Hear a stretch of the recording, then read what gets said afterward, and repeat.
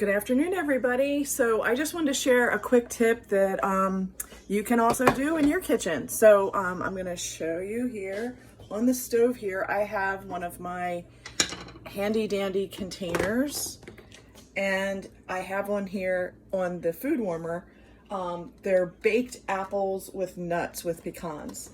And I just wanted to share with you that when I do this, of course, obviously I first bake them, but then I use the back burner, the warmer, to I heat them up on the actual front warmer, right? Then once they're recooked again and rehydrated with a little bit of milk, then I put them on the back warmer just to keep them warm.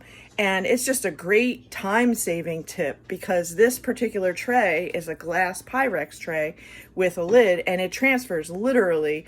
I originally baked it in the oven. It then goes into the refrigerator. It stores. Then it comes out of the refrigerator. It goes back on the stove. I add a little bit of milk and then heat it up again. Then I put it back on the back burner to keep it warm while I'm serving portions. So it's just something to think about. The other thing that you can do is you can grab, already pre-made, waffles that you can buy at the grocery store. And then you can take one of those waffles, just top it with some of those baked apples, and there you have a great simple meal.